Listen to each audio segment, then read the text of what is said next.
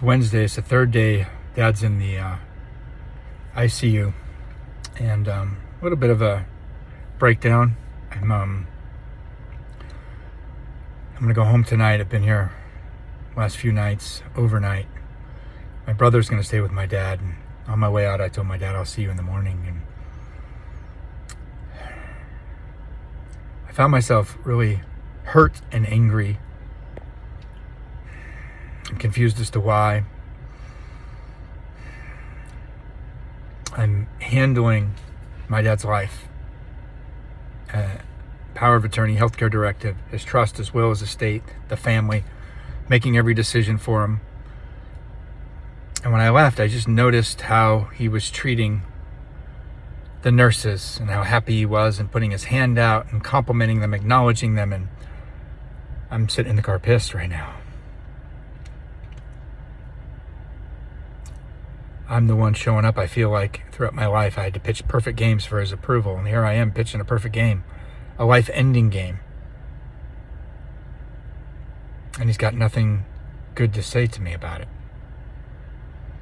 And now I feel really selfish because it's like, this is about him. You know, he's the one that's dying. And on the way out, I'm thinking,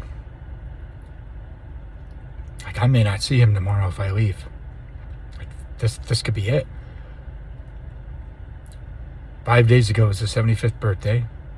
On Sunday, he has a heart attack. I call paramedics, and now we're in the ICU, and his cancer is worse than we thought.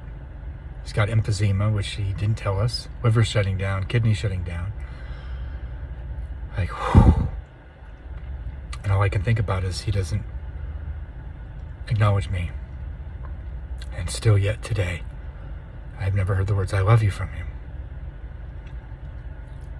And I don't want to go home because this could be it. I just walked out.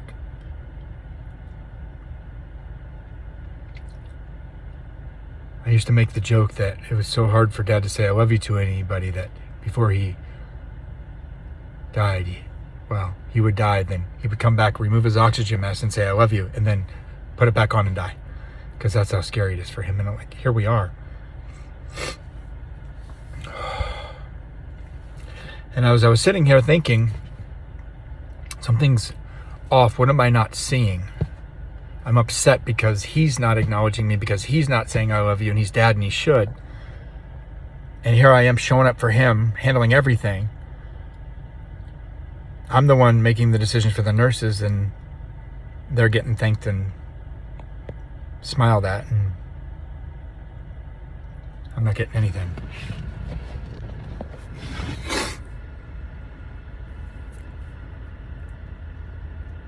And then it occurred to me, 44 years, that I've never said "I love you" to him, because I've been waiting for him to say it to me.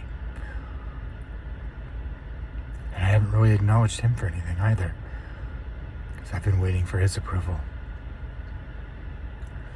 I'm in the parking lot and he's in the ICU, and I'm afraid if I go home tonight, that'll be it. That's how it will end with us.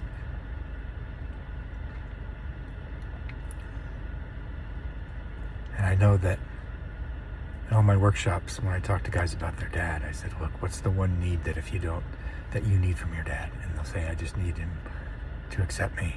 And I said, good. Then that's how you get to show up. And whether he accepts you or not, then you fulfilled the need yourself. Everything else is gravy. And here I am, confronted with my own medicine, that if I want acknowledgement and love, then I have to go there first. And I don't want to. I want him to be the one to do it first. I know it sounds silly, but it's not. It's just, it is what it is. I've been waiting my whole life for it. And if he dies before I get back, then it's a big incompletion. Our relationship's not complete, and I'll have regret about it. But I really don't want to go back up there right now.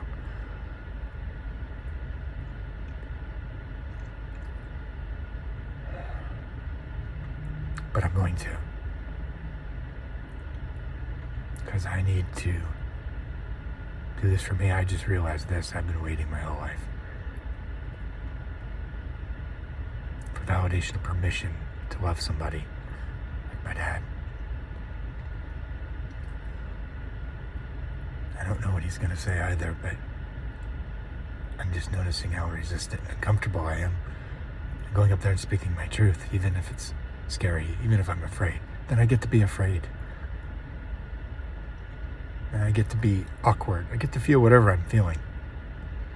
But I get to speak my truth and have that in our relationship. Because for all I know, he's waiting for me to say it. So I gotta figure out how to get past security, because closing hours or visiting hours are done at 9 unless you stay up there.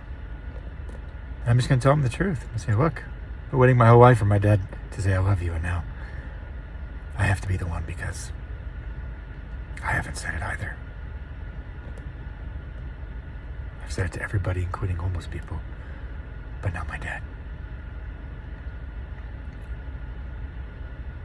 So when I get back, I'll do the second part of this video of how that went, but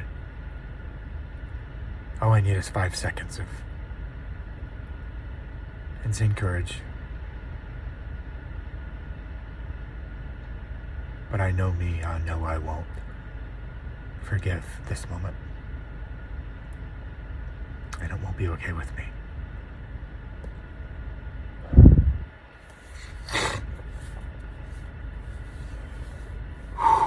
So,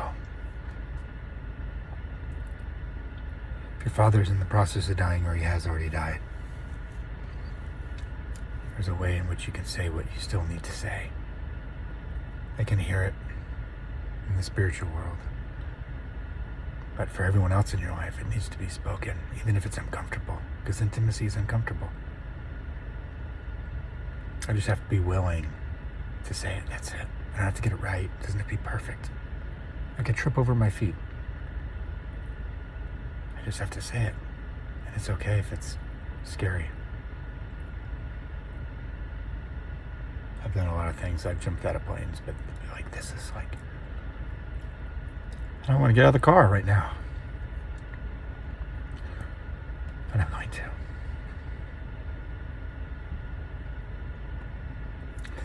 This is part of the journey when somebody's passing away. Is that your relationship shows up. And part of the relationship that you don't want to accept shows up. Oh, I don't have Kleenex. So, 3 simple words. Most vulnerable words for me and my dad. But I just got it tonight. How much I've been waiting. It didn't even occur to me. I didn't even see that I'm the one not showing up the way I'm wanting him to show up. And that's not fair, especially with a man who struggles to say it with anyone. But he put me in charge to lead this, and he trusts me to make every decision with his life. And although those are the acts of love, I don't have the feelings of expressing or connecting love with my dad. And that's what gets to happen. Maybe that will help him breathe better so we can get him home, because that's where he wants to die. He doesn't want to die in a hospital. He doesn't want to die in a ventilator. He doesn't want to die alone. But he's going to die no matter what decision I make. But if I can get him those 3 things, and he knows that I love him, that's a great way to die.